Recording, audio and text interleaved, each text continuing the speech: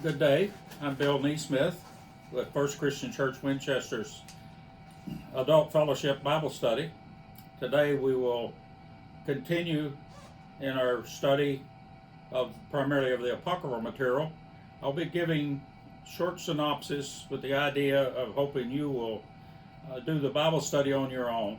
So these are basically short summaries. As mentioned last week, we at First Christian have been studying the apocryphal material for this current calendar year when we were sort of stopped by the coronavirus. This apocryphal or deuterocanonical material, of course, is the Greek version of the Old Testament.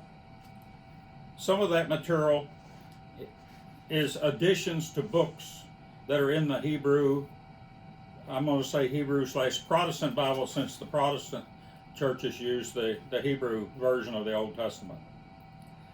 Such things as additions to Daniel, the 151st Psalm addition, which is an addition to the Psalms, and the Book of Esther, which has additions to it in the apocryphal.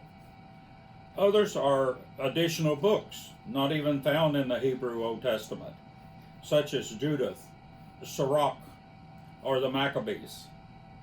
Today, let's compare one of those that's developed as an addition to a Hebrew version, that being the Book of Esther, which you will find in both the Hebrew Old Testament as well as in the Apocryphal, but the two versions are very different. By the way, neither version was found in the Dead Sea Scrolls collection, which is a very interesting finding. I urge you to read both versions all the way through. The Hebrew/Protestant version, if you will, first, then read the apocryphal version so you can see the additions and how that changes the story. You will find that these are markedly different versions, yet the same setting and the same characters. The setting is the Babylonian exile, or the diaspora, if you will, during the Persian period in the court of the Persian king.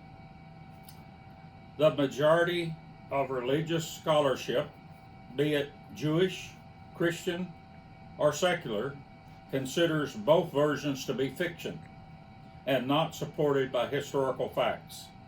Essentially, they are novels and with implied theology in both versions, both the Greek version and the Hebrew version. The Hebrew Protestant version is much less religious in tone than is the Greek or apocryphal version.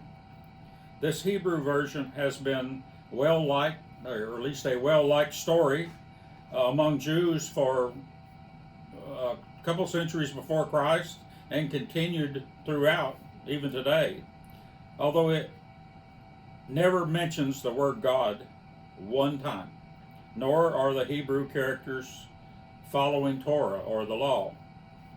Esther is the heroine. A Hebrew female becomes a queen in a foreign Gentile court in an ethnically mixed marriage where she and her wise man cousin/uncle Mordecai are able to influence the king's decision making, which saves the Hebrew people.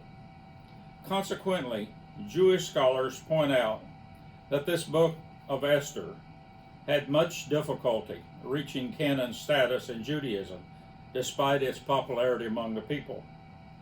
Dr. Amy Levine, professor of both Old and New Testament at Vanderbilt University School of Divinity, sums it up this way. This is a story about life in the diaspora, where Jewish Hebrew people were ruled by Gentiles in a foreign land. In this case, they faced total genocide. It is a story about a reversal that saved the Hebrew people. Instead of the Gentiles killing the Hebrews, the king allows the Hebrews to become armed, based on the advice given by Mordecai and Esther. The result was a holy war, in which the Hebrews destroy their enemy, but take no booty from these Gentiles. The minor Jewish holy day of Purim, still in vogue today, is an annual celebration in Judaism in remembrance of the salvation and redemption granted the Hebrew people here. It is a celebration of feasting, gladness, gift giving, food given to the poor, and a full reading of the Hebrew version of Esther in the Old Testament.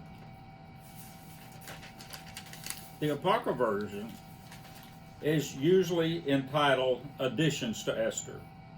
Depending on your source of this reading, you may find a disordered chapter arrangement, in numbering especially, as the editors place the additions differently depending on their own style.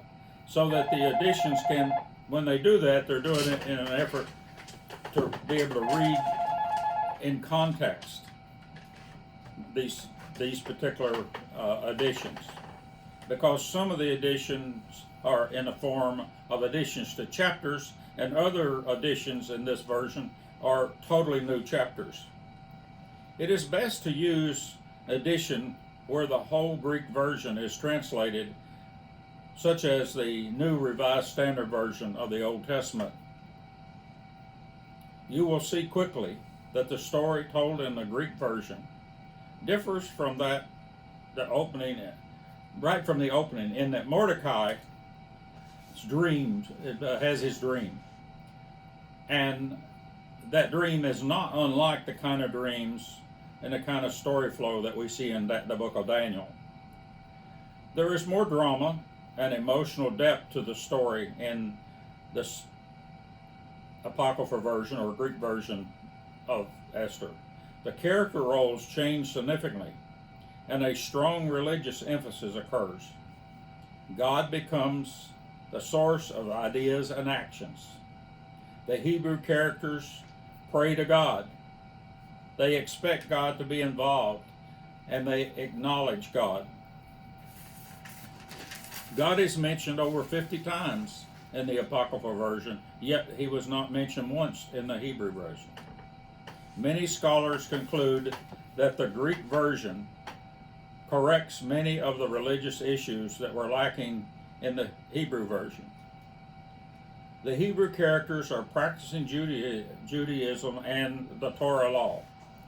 God, rather than the humans, becomes the hero, with human actions greatly lessened in importance. The main human characters shift also. The female, Esther, is no longer in the lead role. Instead, her uncle or cousin Mordecai. The male Mordecai receives a dream from God, as in other Hebrew writings, such as we saw in Joseph's dream and Daniel's dream. Esther's role declines in status very markedly. She becomes more of a romantic and an emotional heroine, such as we find in typical Greek romance novels of 2 centuries ago. The story of Esther raises many theological questions in religious circles. During this time of quarantining, study Esther. Make yourself a list of questions that might surface and ponder them. Here are a few, just kind of start you along. Why is God not acknowledged in the Hebrew version? Or is he actually acknowledged in the Hebrew version? Why is the Book of Esther not present among the Dead Sea Scrolls? What social issue, theologically speaking, surfaces here? Or maybe a better way of saying, what are the theological issues of the changes in social issues that are raised? And sort of a final one, what questions arise about your understanding of what the Bible is from this study? Hope to see you next week with another synopsis of probably one of the apocryphal materials.